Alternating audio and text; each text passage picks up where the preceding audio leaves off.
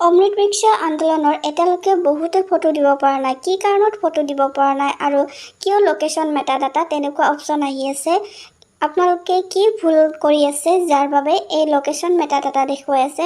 আজি সকলো ডাউট মই ক্লিয়াৰ কৰি দিম আৰু মই যেনেকৈ কৰিছোঁ আপোনালোকে যদি তেনেকৈ কৰে আপোনালোকৰ নিশ্চয়কৈ আপোনালোকে ফটো আপলোড দিব পাৰিব। আপোনালোকৰ ফটো আপলোড দিয়াৰ আগত মোৰ কথাখিনি বুজিবলৈ চেষ্টা কৰিব, তাৰপিছতহে আপোনালোকে ফটো আপলোড দিব। তেতিয়াহ'লে আপোনালোকৰ নিশ্চয়কৈ ফটো কেতিয়াও কেনচেল নহ'ব বা লোকেশ্যন মেটাডাটা এৰ'ৰ তেনেকুৱা নেদেখুৱাব। ভিডিঅ'টো আৰম্ভ কৰি যোৱাৰ আগতে আপোনালোক সকলোকে এটা ৰিকুৱেষ্ট, আপোনালোকে যদি মোৰ চেনেলৰ প্ৰথমবাৰ আহিছে চেনেলটো ছাবস্ক্ৰাইব কৰি কাষত থকা বেল আইকনটো বজাই লওক এনেধৰণৰ নতুন নতুন ভিডিঅ'বোৰ পাই থাকিবৰ বাবে। আৰু ভিডিঅ'টো ভাল লাগিলে এটা লাইক আৰু শ্বেয়াৰ কৰিব নাপাহৰিব। আৰু লগতে আপোনালোকৰ যদি কিবা জানিবলগীয়া সুধিবলগীয়া থাকিলে নিশ্চয়কৈ মোক কমেণ্ট কৰি সুধিব পাৰিব, মই নিশ্চয়কৈ আপোনালোকৰ বাবে উত্তৰ দিম। আপোনালোকে ফটো আপলোড দিয়াৰ আগত এই লগইন ফৰ্মখন আপোনালোকে ফিল আপ কৰিবই লাগিব। লগইন ফৰ্মখন ফিল আপ কৰিবৰ বাবে প্ৰথমত আছে মোবাইল নম্বৰ, আপোনালোকৰ যিটো ৰেজিষ্টাৰ মোবাইল নম্বৰ হয় সেই ৰেজিষ্টাৰ মোবাইল নম্বৰটো আপোনালোকে ইয়াতে দিব লাগিব। ইয়াৰ পিছত আছে ইণ্টাৰ ৰেজিষ্টাৰ নাম্বাৰ, ইয়াত আপোনাৰ ৰেজিষ্টাৰ নাম্বাৰটো ইয়াতে আপুনি বহুৱাব লাগিব। তাৰপিছত আছে তলত গেট OTP অপশ্যন, সেইটো অপশ্যনত আপুনি ক্লিক কৰি দিয়ক, তেতিয়াহ'লে আপোনাৰ মোবাইলত OTP আহি যাব। তাৰপিছত ইণ্টাৰ কেপচাৰ যিটো আছে সেইটো চেম টু চেম বহুৱাই দিব। তাৰপিছত লগইন অপশ্যনত আপুনি ক্লিক কৰি দিয়ক। লগইন অপশ্যনত ক্লিক কৰি দিয়াৰ লগে লগে ইয়াতে অমৃত বৃক্ষ আন্দোলন ওপৰত লিখা থাকিব আৰু তলত আপোনাৰ গোটেই ডিটেইলছখিনি আহিব। তাৰপিছত আপুনি আপলোড ফটো অপশ্যনত আপুনি ক্লিক কৰি দিয়ক। ক্লিক কৰি দিয়াৰ লগে লগে ইয়াতে চাওক, ইয়াতে Amrit Brikshya Andolan to assist the device location, সেইটো আপুনি লোকেশ্যনটো অন কৰি দিব। ইয়াতে আপোনাৰ লোকেশ্যনটো বিচাৰিছে যিহেতু আপুনি লোকেশ্যনটো অন কৰিব লাগিব। তাৰপিছত আপুনি চিলেক্ট প্লান্ট, আপোনাৰ প্লান্টটো আপুনি চিলেক্ট কৰি দিয়ক। আপুনি কোনটো প্লান্টৰ ফটো দিব বিচাৰিছে, মানে গছপুলি আপুনি লগাইছে সেইটোৰ ফটো আপুনি দিব বিচাৰিছে সেইটো চিলেক্ট কৰি দিয়ক। এতিয়া মই আপোনালোকক প্ৰথমত অপেন গেলাৰীৰ পৰা ফটো কেনেকৈ আপলোড কৰে আৰু অপেন গেলাৰীৰ পৰা ফটো আপলোড কৰিলে কি হয় সেইখিনি মই আপোনালোকক দেখুৱাই আছোঁ। আপোনালোকৰ ফটো গেলাৰীৰ পৰা আপোনালোকে চিলেক্ট কৰি লওক। যিমানখিনি লাগে সিমানখিনি আপোনালোকে বহলাই লওক। বহলাই লোৱাৰ পিছত ওপৰত ক্ৰপ অপশ্যন আপোনালোকে নিশ্চয়কৈ দেখা পাইছে, সেই ক্ৰপ অপশ্যনত আপোনালোকে ক্ৰপ কৰি দিয়ক। ফটো ক্ৰপ কৰি দিয়াৰ লগে লগে চাওক ইয়াতে কি আহিলে, please select image which has location metadata, তেনেকুৱা দেখুৱালে। এতিয়া আৰু এবাৰ মই আকৌ এটা বেলেগ ফটো চিলেক্ট কৰি ল'ম, সেইটো হয় নে নহয় আপোনালোকক দেখুৱাই দিওঁ। চিলেক্ট কৰিলোঁ, চিলেক্ট কৰি এইটো বহলাই দিলোঁ যিমানখিনি লাগে। বহলাই দিয়াৰ পিছত ক্ৰপ অপশ্যনত মই ক্ৰপ কৰি দিলোঁ। ক্ৰপ কৰি দিয়াৰ লগে লগে ফটো নিজে নিজে আপলোড হৈ যায়। ফটো যদি একচেপ্ট হয় তেতিয়াহ'লে ফটো আপলোড হৈ যায়, আৰু যদি একচেপ্ট নহয় তেতিয়া please select image which has location metadata তেনেকুৱা অপশ্যন আহি যায়। আপোনালোকে এতিয়া কি কৰিলে ফটো দিব পাৰিব সেই সকলোবোৰ মই এতিয়া জনাম, কিন্তু এতিয়া অপেন কেমেৰা দি আপোনালোকক মই ফটো দি আগতে দেখুৱাই দি আছোঁ, তাৰপিছত মই গোটেইবোৰ আপোনালোকক জনাম।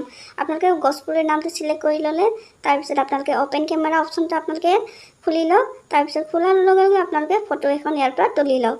ফটো তোলাৰ পিছত আপোনালোকে যিহেতু এইটো ক্ৰপ অপশ্যনটো আহে, এইটো আপোনালোকে ফটোটো বহলাই লওক। বহলাই লোৱাৰ পিছত ক্ৰপ অপশ্যনত আপোনালোকে ক্লিক কৰি দিয়ক।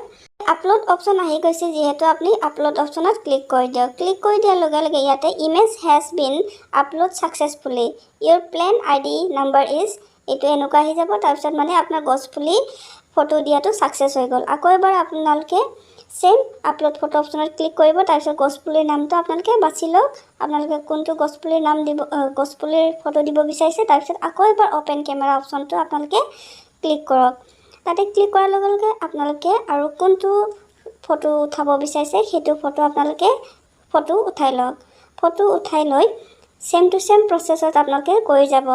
অপশ্যন অহাৰ লগে লগে আপোনালোকে ফটোটো বহলাই লৈ ফটো ক্ৰপ কৰি দিয়ক। ফটো ক্ৰপ কৰি আপলোড কৰি দিয়ক। আপোনালোকক যিমানকেইখন ফটো আপলোড কৰিব দিছে চেম প্ৰচেছত আপোনালোকে 5খন 6খন যিমানখিনি আপোনালোকক আপলোড কৰিব দিছে চেম প্ৰচেছত আপোনালোকে এনেকৈ আপলোড কৰিব। আপলোড হোৱাৰ লগে লগে যেতিয়া ছাকচেছফুল হ'ব তেনেকুৱা প্লেন্ট মানে গছপুলিৰ ID নম্বৰ এনেকুৱা আহি যাব। চাগে নিশ্চয় আপোনালোকে ভাবিছে ডাইৰেক্ট অপেন কেমেৰা দি আপোনালোকে ফটো দিলেতো আপোনালোকৰ ফটোত লোকেশ্যনবোৰ দেখুওৱা নাই, আপোনাৰ ডিটেইলছবোৰ দেখুওৱা নাই, তেনেহ'লে এই ফটো কেনেকৈ একচেপ্ট হ'ব পাৰে, হয়নে? কিন্তু আপোনালোকে চাই লওক, যেতিয়াই আপোনালোকে অপেন কেমেৰা অপেন কৰে তেতিয়া আপোনালোকক এইটো অপশ্যন আহে, allow Amrit Brikshya Andolan to assist this device location, মানে অমৃত বৃক্ষ আন্দোলন এপে আপোনাৰ মোবাইলৰ লোকেশ্যনটো বিচাৰিছে। সেইটো অপশ্যন আহে। যেতিয়া আপোনালোকে এই অপশ্যনত এলাউ কৰাৰ লগে লগে আপোনালোকৰ মোবাইলৰ লোকেশ্যনটো অলৰেডি এইটো এপলৈ গুচি যায়। সেই আপোনালোকৰ লোকেশ্যনটো তাতে নেদেখুৱাব পাৰে, কিন্তু আপোনালোকৰ লোকেশ্যনটো অলৰেডি এই এপটোত আহি যায়। তাৰ বাবে ফটো একচেপ্ট হয়। ফটো একচেপ্ট নোহোৱা কাৰণটো হৈছে বহুতে কি কৰে, মোবাইলতে ফটো উঠাই হোৱাটছআপত শ্বেয়াৰ কৰি ফটোবোৰ আপলোড দিয়ে, যাৰ বাবে বিশেষকৈ গেলাৰীৰ পৰা আপলোড দিয়া ফটোবোৰ আপলোড হোৱা নাই। আপোনালোকে জানি লওক, এইবাৰ অমৃত বিকশন আন্দোলন এপৰ জৰিয়তে আপোনালোকে ফটো উঠাব লাগিব আৰু অন লোকেশ্যন আপোনালোকে ফটো আপলোড দিব লাগিব। মানে অপেন কেমেৰা দি আপোনালোকে লোকেশ্যনটো অন কৰিব লাগিব। লোকেশ্যনটো অন কৰি আপোনালোকে অপেন কেমেৰা দি ফটো উঠাব লাগিব আৰু সেই ফটোহে আপোনালোকে আপলোড দিব পাৰিব। গেলাৰীৰ পৰাও ফটো দিব পাৰিব, কিন্তু এই অমৃত বিকশন এপটোৱে আপোনালোকৰ ফটোৰ লোকেশ্যনটো একচেপ্ট কৰি ল'ব লাগিব, তেতিয়াহে আপোনালোকৰ এই ফটোকেইখন আপলোড হ'ব। যদিহে লোকেশ্যনটো একচেপ্ট নহয়, তেতিয়াহ'লে আপোনালোকৰ ফটো লোকেশ্যন মেটা ডাটা বুলিয়ে দেখুৱাই থাকিব। সেয়েহে আপোনালোকে কি কৰক, আগতে প্ৰথমত আপুনি গছপুলি লগোৱা ঠাইবোৰ ঠিক কৰি লওক। তাৰপিছত আপোনালোকে কি কৰক, অমৃত বিকশন আন্দোলন এপটো আপোনালোকে অ'পেন কৰি লওক। তাৰ পৰা অপেন কেমেৰা অপশ্যনটো আপোনালোকে চিলেক্ট কৰিব। সেই অপেন কেমেৰা অপশ্যনৰ পৰা আপোনালোকে কেমেৰাটো অ'পেন কৰি লোকেশ্যনটো অন কৰি ল'ব। লোকেশ্যনটো অন কৰাৰ পিছতহে আপোনালোকে এডাল গছপুলি লগালে, ফটো উঠালে, আপলোড দিলে, আৰু এডাল আপোনালোকে গছপুলি লগালে, ফটো আপলোড দিলে, আৰু এডাল লগালে আৰু ফটো উঠালে, আপলোড দিলে। চেম টু চেম প্ৰচেছত আপুনি যিমানকেইডাল ফটো উঠাব বিচাৰিছে তেনেকৈ ফটো উঠাই আপুনি আপোনাৰ ফটোকেইখন আপুনি আপলোড দিব পাৰিব।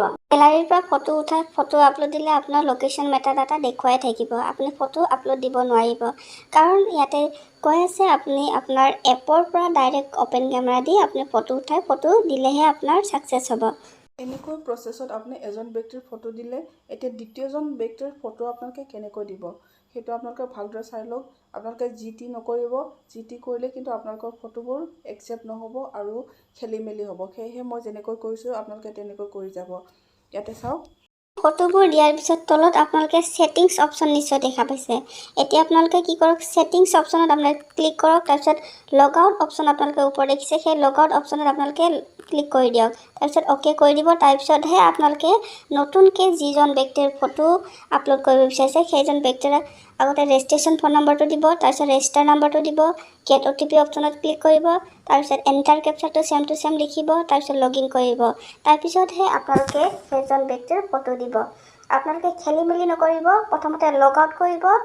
ছেটিংছৰ পৰা আপোনালোকে লগ আউট কৰাৰ পিছতহে এইখিনি কামটো ৰিপ্ৰচেছ কৰিব। আপোনালোকে কথাবোৰ ভালদৰে বুজি পাইছে। যদি আৰু কিবা বুজি পোৱা নাই আৰু কিবা জানিবলগীয়া আছে আপোনালোকে মোক কমেণ্ট কৰি সুধি পঠাব পাৰিব। এই ভিডিঅ'টো যদি আপোনালোকৰ ভাল লাগিছে এটা লাইক আৰু শ্বেয়াৰ কৰিব নাপাহৰিব, আৰু মোৰ চেনেল প্ৰথমবাৰ হৈছে যদি চেনেলটো ছাবস্ক্ৰাইব কৰি কাষত থকা বেল আইকনটো বজাই লওক এনেধৰণৰ নতুন নতুন ভিডিঅ'বোৰ পাই থাকিবৰ বাবে। তেনেহ'লে আজিলৈ আপোনালোক সকলোকে মোৰ ফালৰ পৰা বহু ধন্যবাদ।